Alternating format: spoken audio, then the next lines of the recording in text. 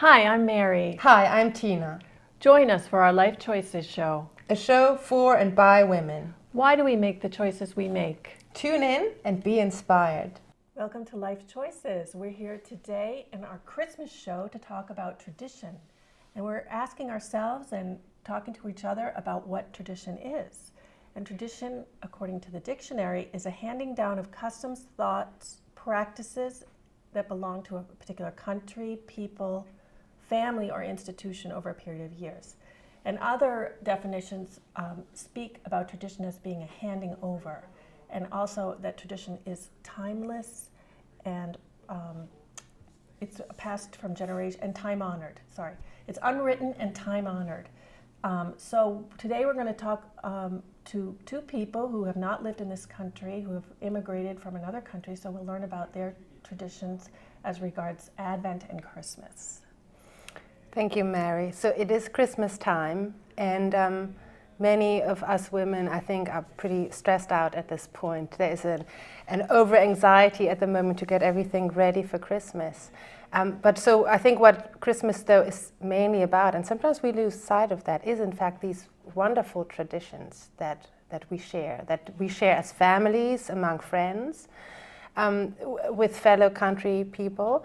And I think it might help each one of us to just take a little moment as we have these discussions to think about, why am I upholding these traditions? There's all this work involved. I'm totally stressed out. Why is this important? And this I think can give us, again, a new spirit of joy at this time, which is very important, especially at Christmas. So we have our guest today here, Elizabeth Vasse, and she came to this country from Brazil when she was 8 years old.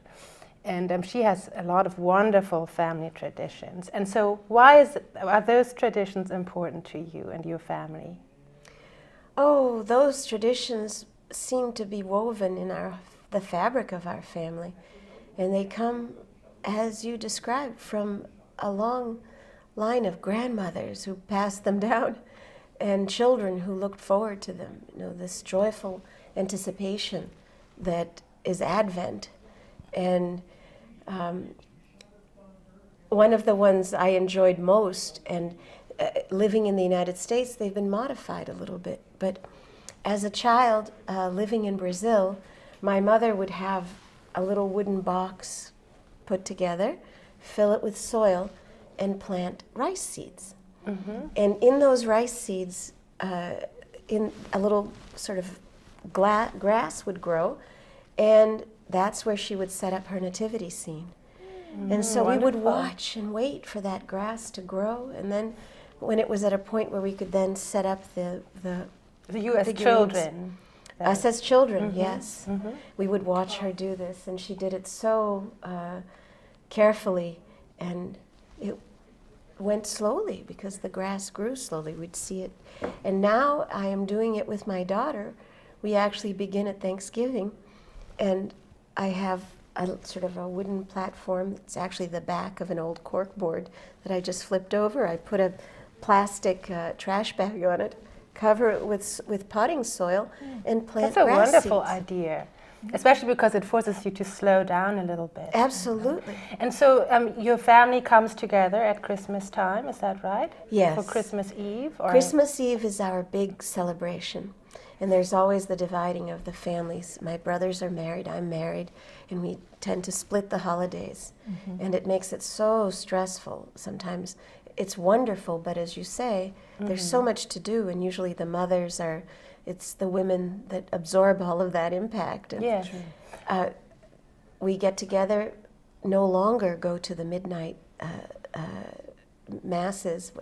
Being a Catholic, this is what we used to do. As my parents have gotten older, then my daughter is 9 years old. That's a little hard to get older people out in the cold, but we do our major feast.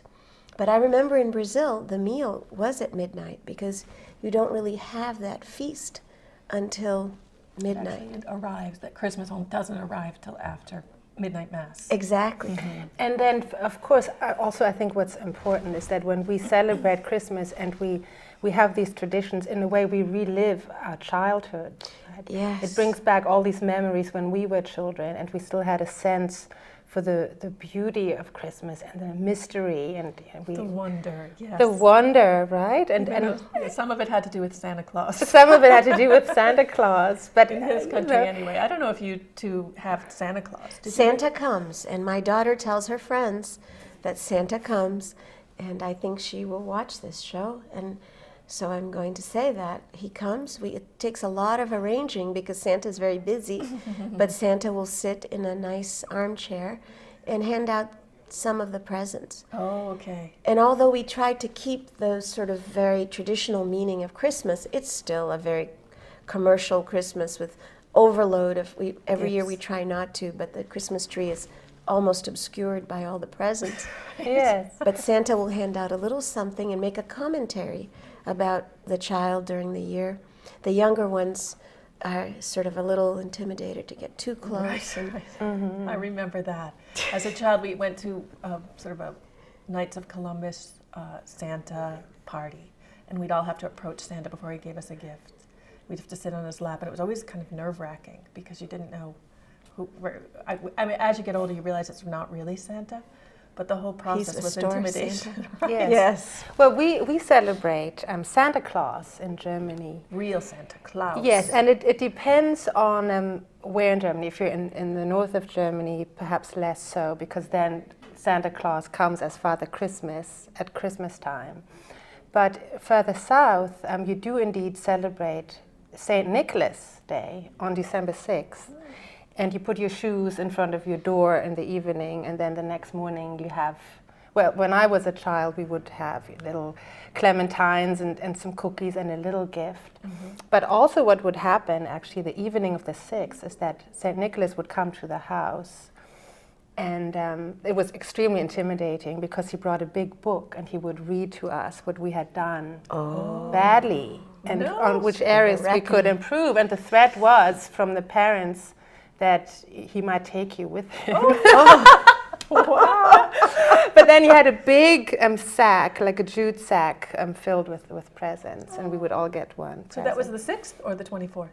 No, that was the 6th of December. Oh, okay, so that was real St. Nicholas. That was St. Nicholas Day. And then, of course, and I think that's how eventually this idea of St. Nicholas and Santa Claus merged. Came together. With Father Christmas on the 24th. But then the same areas in Germany that celebrate St. Nicholas Day celebrate Christmas with the Christ child or the Christ angel coming on Christmas Eve, and that's the big celebration is Christmas Eve, and there is a lot of build-up with the Advent season, and that's why we have a wreath here, because it's an Advent wreath, and there are 4 candles, and each Sunday before Christmas we light one more candle, which is wonderful for children to have that anticipation of Christmas, because with each candle lit, it means we're getting closer to Christmas. And we have a lot of candles in Germany and in Denmark, where I also grew up, so in the Scandinavian countries, because, of course, candles signify a light and a warmth. And in Northern Europe, it gets very dark in the winter time. In fact, there are days when the sun doesn't even really come out. Denmark, yeah. Right. So candles are a really big deal, and we use a lot of candles on our Christmas trees, even. That's right. That's the old-fashioned lighting. Mm-hmm. Now, I've heard of the tradition, and friends of mine do it now, of when you light the candles for the Advent wreath, you also sing a carol. O Come, Emmanuel, or one of those Advent sort of songs. Have you heard of that? No, but it sounds beautiful. Except I'm not from a musical family, so, we didn't sing much. Well, in my house, we were not musical either. My grandmother played the piano, so I never met her. But at Christmas time, it was a tradition in our family that when the Christmas tree went up, so out came these old records. There were many. We had like everything from Barbra Streisand to, the Partridge Family, and we'd play them over and over, these beautiful Christmas songs. And so that was the one time of year, I guess, we were kind of musical, because we play those And those are usually dance, easy tunes. sing. So. Yeah, no, they were some very elegant ones as Yes. well. Like, I remember the Barbra Streisand one, believe it or not, was one of the most beautiful, very traditional Christmas songs. And then they were goofy kind of songs too. But that was, I think all of my family would remember that. That's how we loved Christmas or anticipated. Well, and Christmas. for children especially, if there's this build up, Yes, right? Then right. and we also, and I'm having my children do that as well. We have to write a letter to the Christ child and describing what we would like for Christmas. But it's difficult nowadays, and I do not remember that growing up. That they do expect those things to show up. I mean, it's more like a shopping list for mommy, I think, for the older boys at this point. So I think we are always trying, of course, especially if we hold these traditions very dear, trying to protect them, right? And we have a lot of that with raising children nowadays, where they are exposed to other mores and perhaps other traditions, or perhaps the lack thereof, especially where the materialism perhaps of Christmas has taken over, many a tradition. And I think it's actually an impoverishing influence we are witnessing, because it is wonderful to have traditions that have a deeper meaning. And I think that is the reason why we love traditions. It's because we are doing something that has a deeper meaning, and it connects us to our past, to our family overall, our own childhood. And we're trying to give that to our children to pass on, right? And we often get so anxious and hectic with the everyday, with things we do.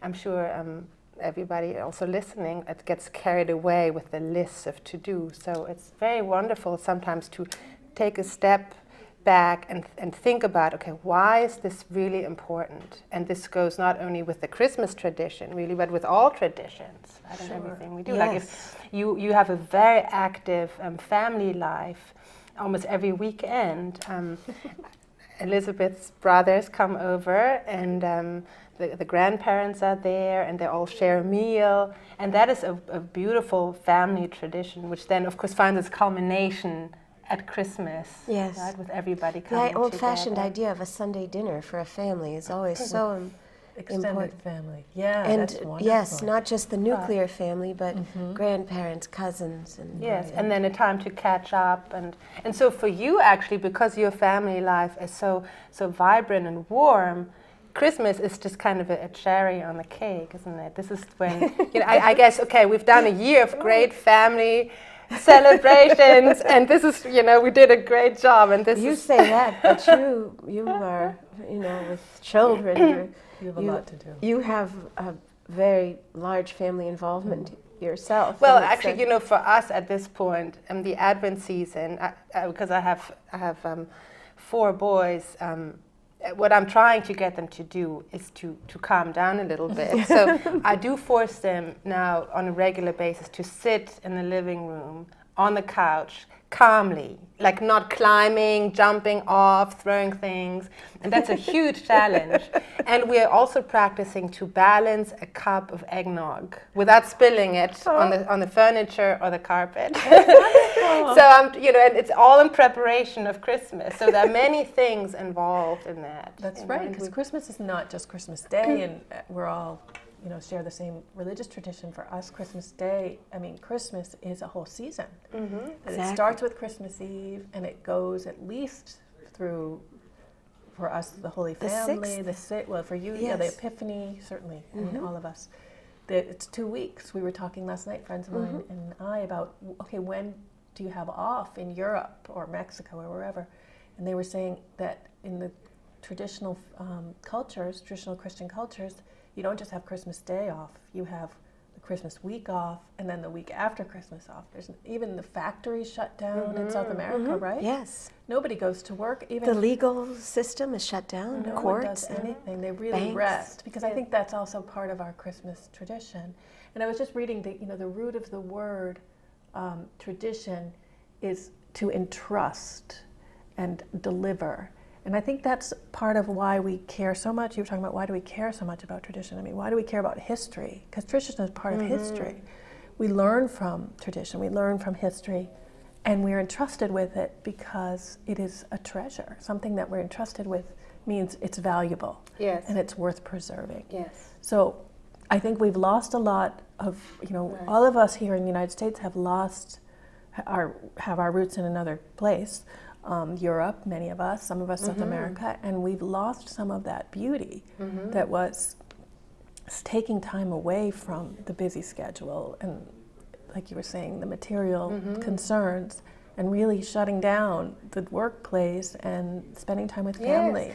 Yes, and tradition should never be something overwhelming or challenging. Or a burden. Right, because in fact, tradition gives great comfort too. Now imagine we were told, okay, it's Christmas, forget about all your tradition, create a special day from scratch.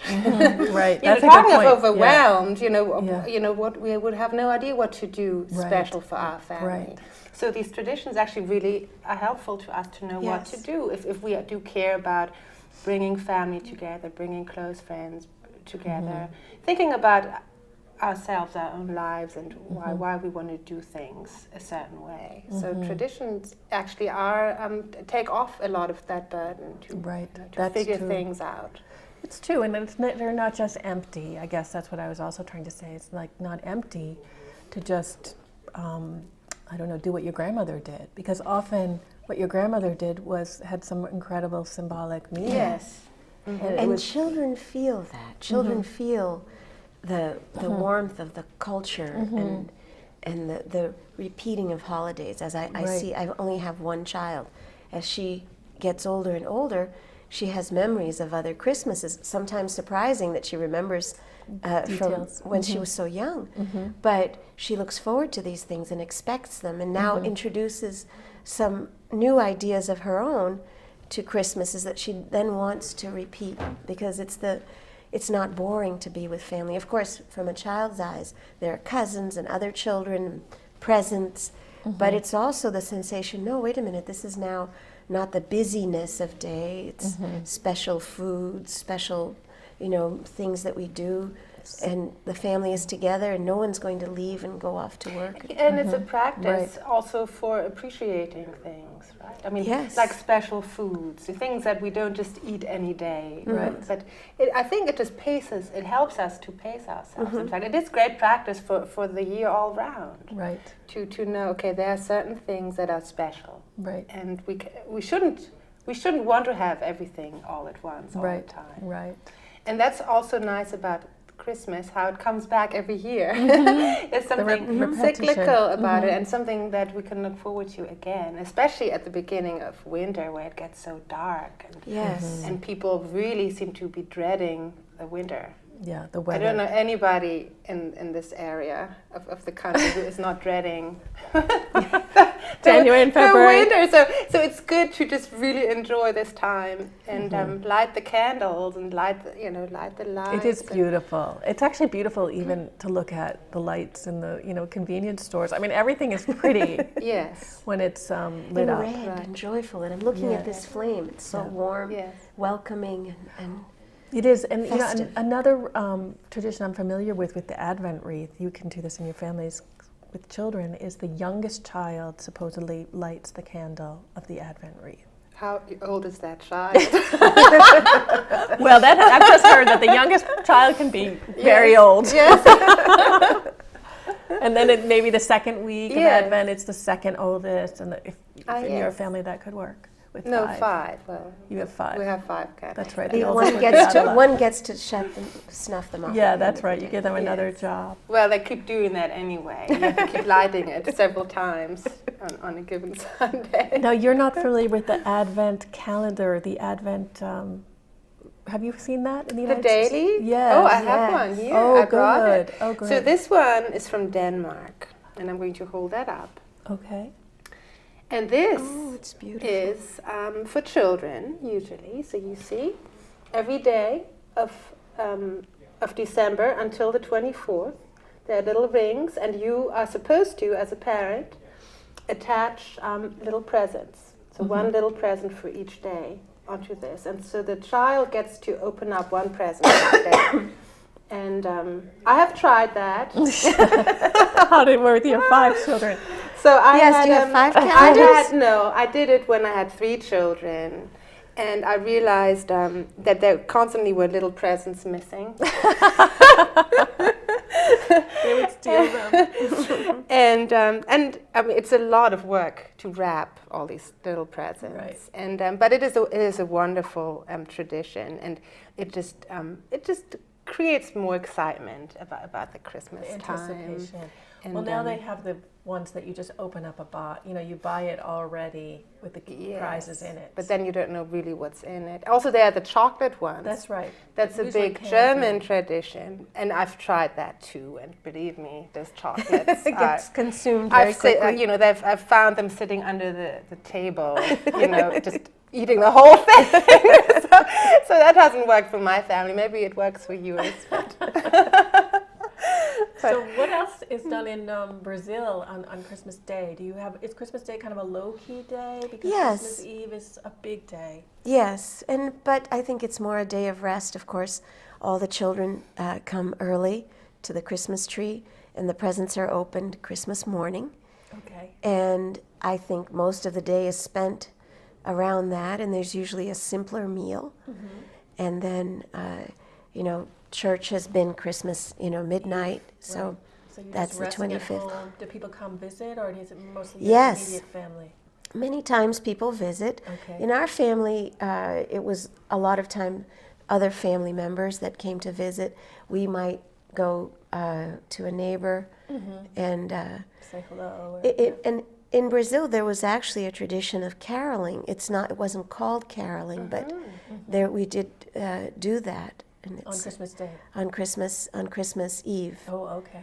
Before, which is, I can't imagine my mother preparing the meal, And but it was a going way of out. sending the children out, Maybe, yeah. to be out from underfoot. And when do you decorate the tree, actually? The tree is decorated early. I know some people decorate it on Christmas Eve, but our Christmas trees, maybe because not having the pine trees in Brazil and having to wrap the cotton around the branch of a guava tree Wow. to sort of simulate snow, because There is many none. people in Brazil are of European background, and so they wanted it So to they look have a little those bit. memories. Or at least Same time. maybe it was passed down. Maybe there were multiple generations that had already been in South America, but they did that to simulate snow. But maybe they were so elaborate that they had to be done early Otherwise, you'd On the have no guava time. tree, wow. on a guava branch of a guava tree.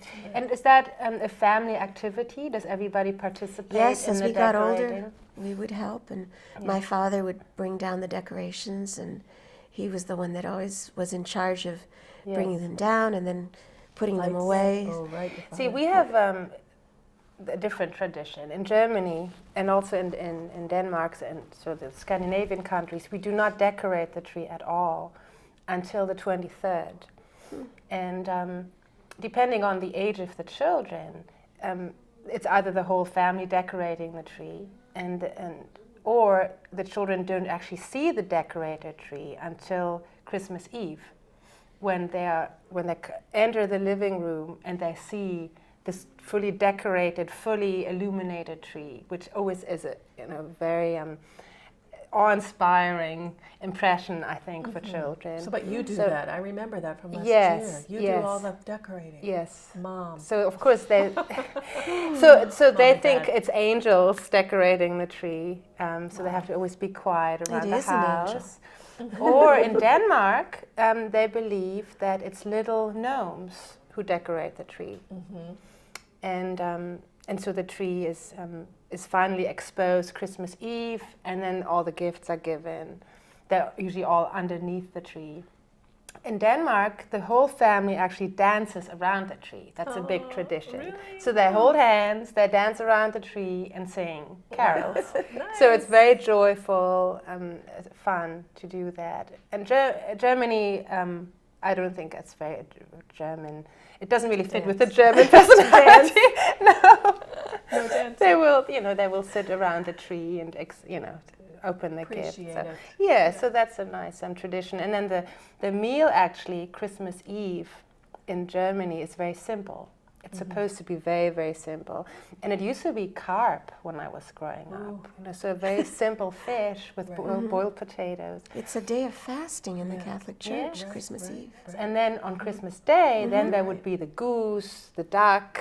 That was the big meal. In Scandinavia, it's a pork roast. And then you just basically eat all day. You don't talk to anybody or sing or dance, you just eat.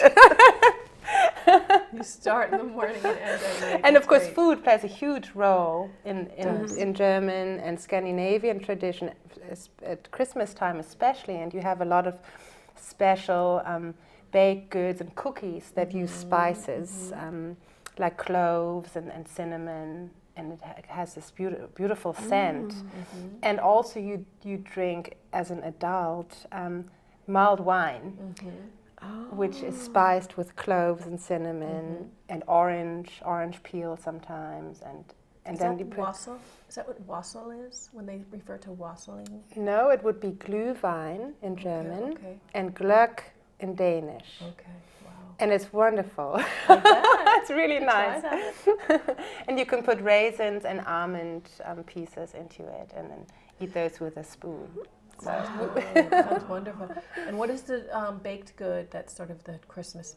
Is it strudel or? Well, there is the Stollen. Stollen. That's Yes, which is like a bread packed with raisins, right? And sometimes marzipan, which is very nice. And then you can even put butter on it because it's Christmas time. You have to go all out. Right. That sounds great. And then you have these. Like gingerbread cookies, but in very different kinds of gingerbread cookies. So there's a big variety, and there's a lot of that. How about your food? What is the food that you typically eat at Christmas time? Well, in America, we have done many Christmases with turkey, but goose is also a very popular one. At home or here? Here and in Brazil also. In Brazil, I remember one Christmas, my uncle came home from college. He was spending Christmas with us, and he actually began the marinating of the turkey. It was a live turkey in the front yard, and he had to pour down a lot of whatever wine or liquor into the turkey. into the turkey while it was alive. Yes, in order to make it day after We're day. going to have a problem with Peter here in a moment. No. Giving the wine to the turkey? Yes. It sounds delicious. And if you do it for a long enough time before, the poor bird will get a fatty liver. And it helps to make the pate more fatty. And it is done with goose. And so I remember my uncle was in charge of, and the turkeys, they don't know any better. They actually kind of enjoy it. I'm sure especially the wine. Yes. And sometimes it's more like cane liquor or something with a much higher alcoholic content. That's funny. I've heard they do that. That they give. No, I had never heard And the of meat that. becomes very tender too. Wow. And How about desserts? Do you have special desserts? yes, and having been from also my father's side of the family was Orthodox, and so there were a lot of very specific candies, things made with like butter cookies, special, very specific candies and pastries that are put out at Christmas.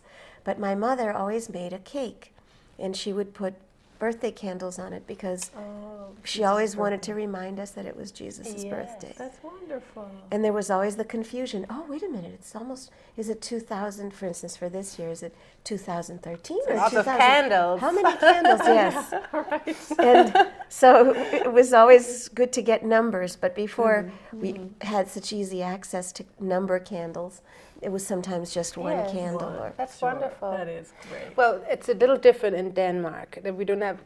There is no cake for the Christ child, but it's very important that you cook oatmeal, and you leave it in the pot, and you bring it into your attic, and you leave it there for the gnomes.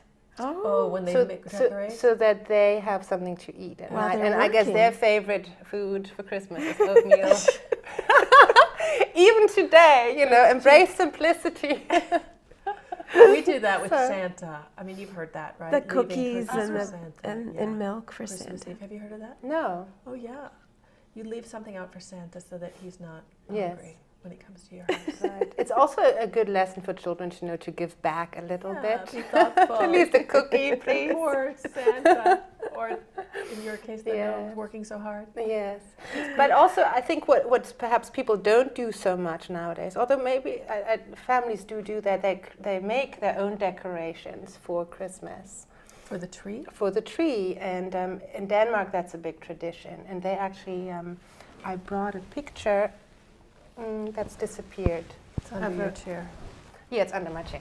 But they will, yes, here. They will make hearts to hang onto the tree. These are paper hearts. Mm-hmm. So you always use the white and the red, and those are the colors of the Danish flag. So it's also a patriotic thing to do. And every Danish child knows how to make hearts like that. So those are usually the Christmas colors on Danish Christmas trees. And then people tend to use very simple decorations for the trees as well. Here I brought some little straw decorations, so a star and a heart.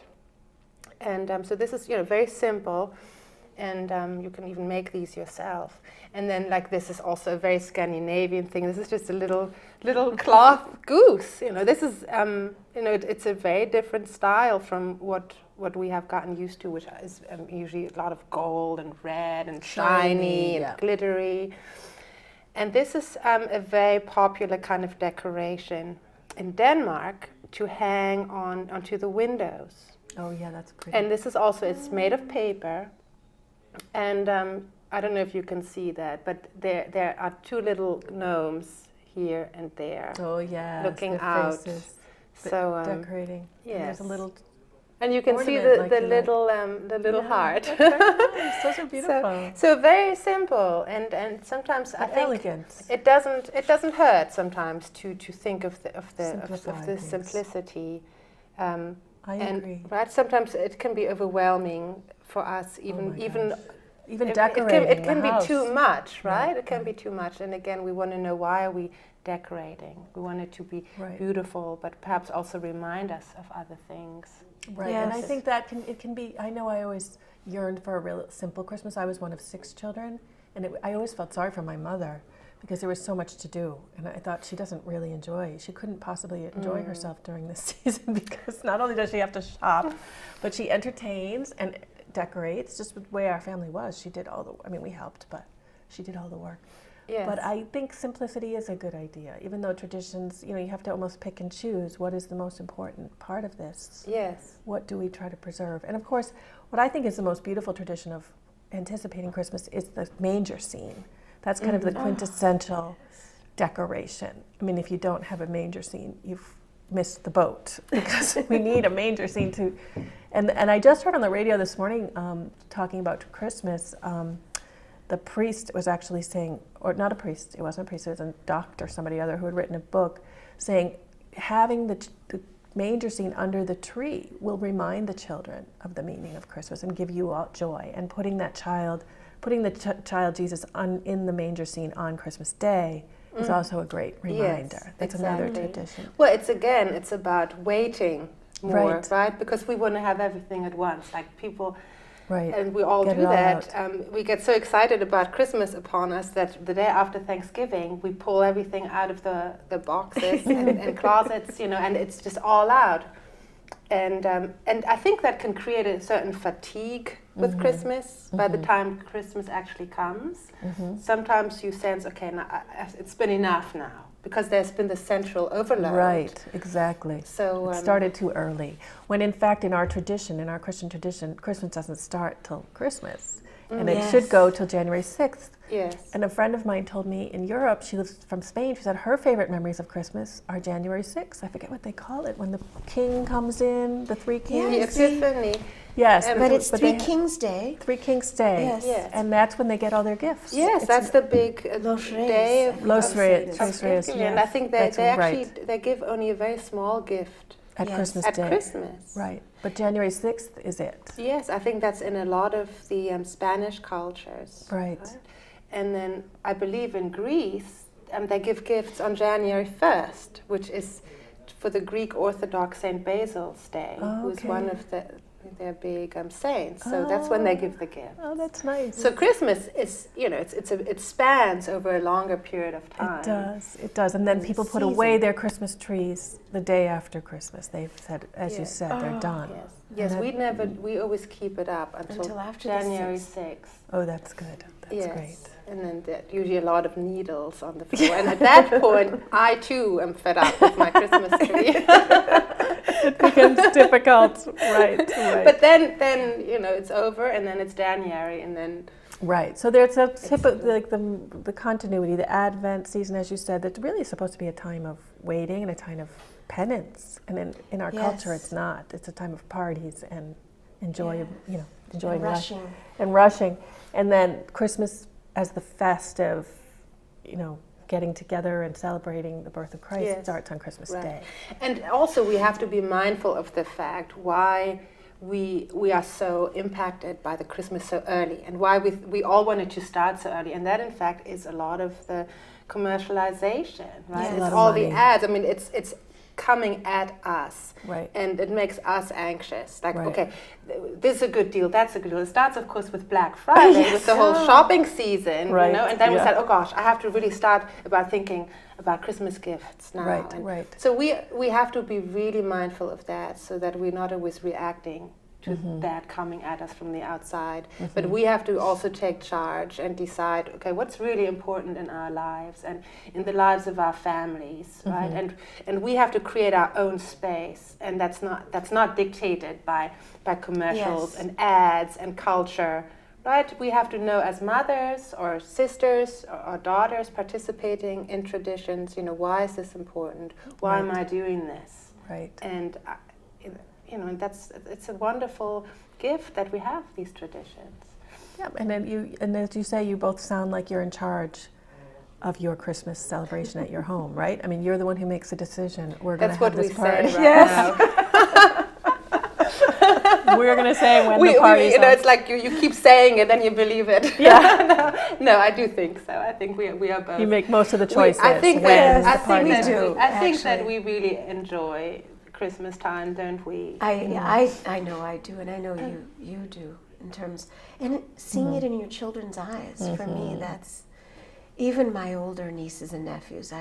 Before I had my child, I was a very involved aunt, and Christmas for them was just, magical. Yeah. There's always an excess in every way, and they've come to expect it. Not so much materialistic, not actually so much is spent, but that everyone is thought of a lot, and unique things are right, and a lot of beauty. Yes, it's a lot of beauty. That's great. So I think we'll have to wrap up, and I think that we've said a lot of things that hopefully will inspire you to think about your own traditions and why they are important to you and your family, and to think about the importance of traditions. And we wish you all a Merry Christmas. Yes. And if you have any ideas or input, your own stories to tell, please share them with us. TinaandMaryShow@gmail.com. TinaandMaryShow@gmail.com. And thank you for watching.